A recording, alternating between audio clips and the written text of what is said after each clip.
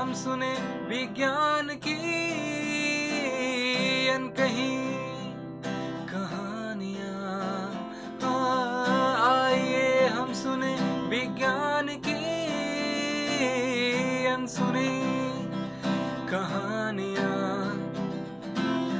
एक नई दुनिया की आवाज़ आपकी आवाज़, विज्ञान की आवाज़, की आवाज़। Celebrating Azadi Ka Amrit Mahotsav, we bring you a podcast series on STEM popularization, science, technology, engineering, mathematics and medicine, supported and catalyzed by the National Council for Science and Technology Communication, Government of India. This program is produced by Media for Community Foundation. Creative content and technical support is given by Apna Radio, Indian Institute of Mass Communication, New Delhi. एक नई दुनिया की आवाज़ आपकी आवाज़, विज्ञान की आवाज़, की आवाज़, की आवाज़।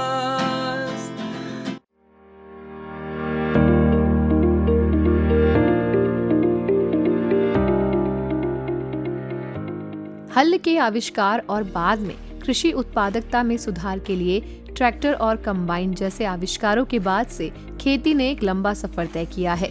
डिजिटल युग से हर उद्योग प्रभावित हुआ है, जिसका फायदा कृषि जगत को और किसानों को भी हुआ है। डिजिटल कृषि पशुधन और फसल प्रबंधन और खाद्य संसाधनों की खेती और प्रबंधन से संबंधित अन्य प्रक्रियाओं में डिजिटल प्रौद्योगिकी का एकीकरण है। इस शब्द का उपयोग अक्सर इस क्षेत्र में एकत्र किए गए विभिन्न प्रकार के डेटा के विभिन्न उपयोगों का वर्णन करने के लिए किया जाता है।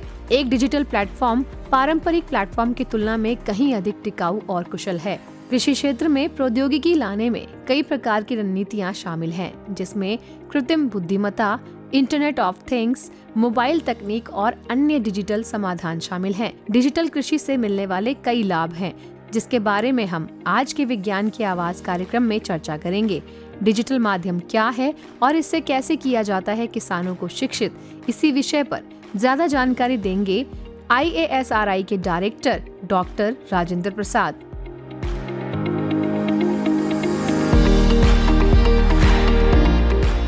संस्थान के बारे में मैं बताना चाहूँगा कि ये संस्थान 1930 से देश सेवा में कार्यरत है और हम 3 विषयों पर कार्य करते हैं, जिसमें कृषि सांख्यिकी, संगणक अनुप्रयोग एवं जैव सूचना आते हैं। इन तीनों विषयों पर हम शोध, अध्यापन एवं प्रशिक्षण कार्यक्रम आयोजित करते हैं और इससे जितने भी विधियां हम विकसित करते हैं वो या तो कृषि शोधकर्ताओं के परीक्षणों में काम आती हैं या पॉलिसी प्लानर्स के लिए देश में कृषि सांख्यिकी के आंकड़े एकत्रित करने के लिए काम आती हैं और जो हमारी ई सर्विसेज हैं, जो डिजिटल सर्विसेज हैं, उसके माध्यम से हम अपने स्टेक होल्डर्स तक पहुंचते हैं।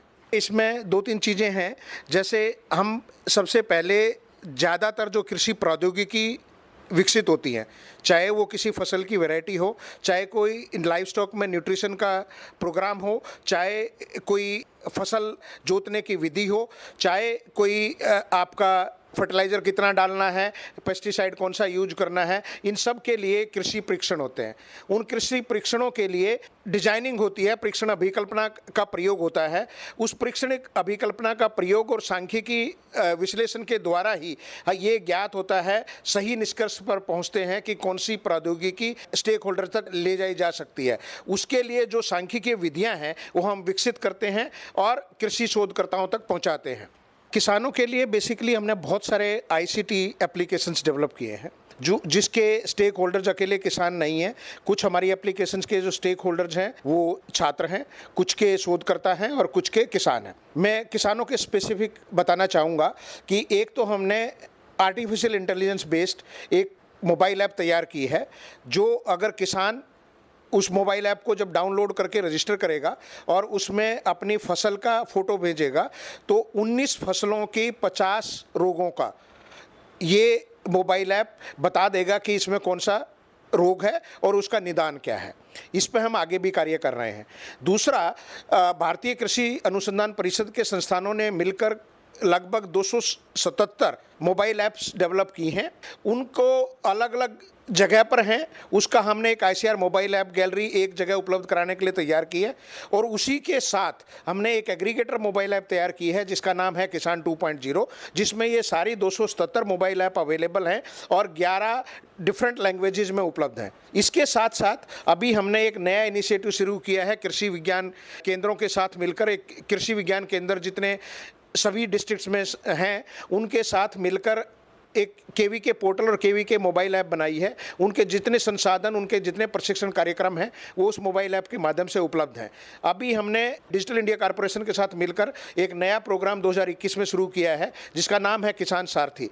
किसान सारथी में बेसिकली ये किसान कॉल सेंटर का जो प्रारूप था उसमें 1 वे कम्युनिकेशन था। इसमें हमने 2 वे कम्युनिकेशन के लिए डायरेक्ट किसान को एक्सपर्ट्स के साथ जोड़ने के लिए एक पहल शुरू की है और इसमें आज तक 1 करोड़ से ज़्यादा किसान जुड़ चुके हैं। हमने 3-4 इनिशिएटिव ऐसे लिए हैं, जैसे एक कृषि पोर्टल है। कृषि पोर्टल में हम बेसिकली क्या कर रहे हैं कि जितने शोध अनुसंधान के आंकड़े हैं उनको एक जगह पर ला रहे हैं। उसमें दोनों चीज़ें हैं, जो हमारे रॉ आंकड़े हैं वो भी हैं और जो आउटपुट्स हैं वो भी हैं। जैसे जितने प्रकाशन निकल रहे हैं, चाहे वो रिसर्च पेपर हो, चाहे कोई पॉपुलर आर्टिकल हो, चाहे कोई रिपोर्ट हो, वो सारे उस पर उपलब्ध हैं। आज के दिन 73,000 से ज़्यादा प्रकाशन उस पोर्टल पर उपलब्ध हैं जिसको कोई भी ओपन एक्सेस में देख सकता है। और उसके लिए हमें शोधकर्ता भी उसके यूजर्स हैं, प्रयोगकर्ता हैं और किसान भी उसके प्रयोग करता है। एक हमारी उसी पोर्टल के ऊपर प्रौद्योगिकी रिपोजिटरी है जिसमें 2000 से ज़्यादा प्रौद्योगिकियाँ जो भारतीय कृषि अनुसंधान परिषद के 113 से ज़्यादा संस्थानों ने विकसित की हैं, उनके बारे में पूरी सूचना उसके ऊपर उपलब्ध है। उसके साथ साथ हमने जितने भारतीय कृषि अनुसंधान परिषद के संस्थानों ने वीडियो बनाए हैं वो सारे एक ही विंडो पर अवेलेबल हों, उसके लिए ICR वीडियो गैलरी तैयार की है जिस पर 4000 से ज़्यादा वीडियो एक जगह पर कीवर्ड सर्च पे अवेलेबल है।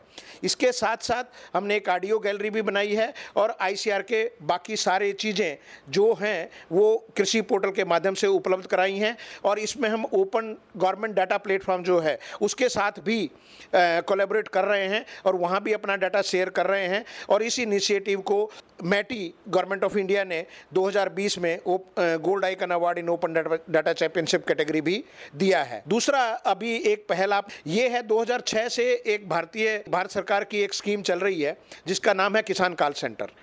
उसके माध्यम से किसान कुछ प्रश्न पूछते हैं और उनका पूरा डाटा रिकॉर्ड किया जाता है।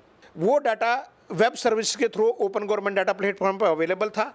उस डाटा को लेकर हमने 35 मिलियन रिकॉर्ड को लेकर एक नया पोर्टल तैयार किया है जिसमें उस डाटा के बेस पे एनालिसिस के माध्यम से हम ये बताते हैं कि किसान किस तरह के क्वेश्चन, किस फसल से संबंधित क्वेश्चन ज़्यादा पूछ रहे हैं और कहाँ पर विशेषज्ञों की ज़्यादा ज़रूरत है। जैसे उसके माध्यम से हमें पता लगा है कि पौध प्रबंधन पर सबसे ज़्यादा क्वेश्चन किसान पूछता है। इसका मतलब पौध प्रबंधन एक ऐसा इश्यू है जो रोग और कीट प्रबंधन से संबंधित है जिसको ज़्यादा ध्यान देने की ज़रूरत है। और इससे हम काफ़ी अलर्ट्स भी निकाल रहे हैं कि किस एरिया में किस विषय पर ज़्यादा प्रश्न पूछे जा रहे हैं ताकि वहाँ की प्रॉब्लम करके हॉटस्पॉट आइडेंटिफाई किए जा सकें।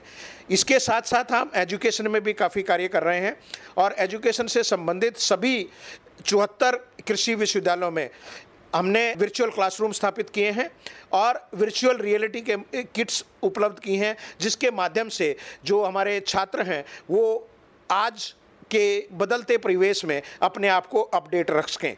डिजिटल होने से बहुत बड़ा फ़ायदा ये हो रहा है, जैसे किसान सारथी मैं अभी थोड़ी देर के लिए बता रहा था, और उसके साथ अभी 2 साल में ही 1 करोड़ से ऊपर किसान जुड़ गए जो डिजिटल ना होने की स्थिति में संभव नहीं था।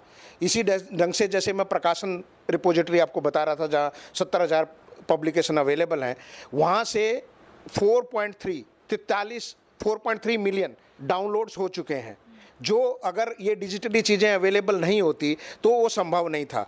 अगर मैं अपनी 70 एप्लीकेशंस की बात करूं जो इस संस्थान ने विकसित की हैं, उनके 21 मिलियन प्लस डाउनलोड्स हैं।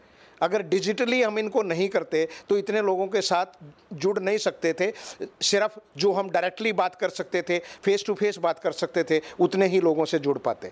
इसके माध्यम से हमें काफ़ी लोगों से जुड़ने का मौका मिला है और अपनी बात और भारतीय कृषि अनुसंधान परिषद की विकसित प्रौद्योगिकियों को आगे बढ़ाने में सहायता मिली है। जैसे मैंने अभी बताया था कि हमने एक आर्टिफिशियल इंटेलिजेंस बेस्ड एप्लीकेशन बनाई है जो 19 फसलों के 50 रोगों का बता देती है फोटो से कि ये रोग है। अब हम इसको बाकी क्रॉप्स के ऊपर रेप्लिकेट कर रहे हैं उन मॉडल्स को जो हमने डेवलप किए हैं। उसके साथ साथ हम इसको पेस्ट के लिए भी आइडेंटिफिकेशन के लिए इस एप्लीकेशन को आगे बढ़ा रहे हैं और इसके लिए हम काफ़ी सारे ऑर्गेनाइजेशन से ओडिशा गवर्नमेंट से बात कर रहे हैं, उनके प्रोग्राम में सम्मिलित करने के लिए। महाराष्ट्र गवर्नमेंट का पोकरा प्रोग्राम है, उनसे बात कर रहे हैं इसको इसमें सम्मिलित करने के लिए। ऐसे ही काफ़ी प्राइवेट ऑर्गेनाइजेशन के साथ भी बात कर रहे हैं और इनको हम आगे ले जाएंगे और सांख्यिकीय विधियों को यूज करते हुए एविडेंस बेस्ड डिसीजन मेकिंग में दोनों को, शोधकर्ताओं को और पॉलिसी प्लानर्स को हेल्प करें। बहुत बहुत धन्यवाद डॉक्टर राजेंद्र प्रसाद जी, इस सार्थक चर्चा के लिए आपने वक्त दिया। बहुत बहुत धन्यवाद।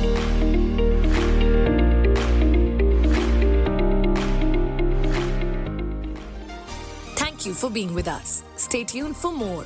You can also listen to these podcasts on Spotify, Apple, and Google.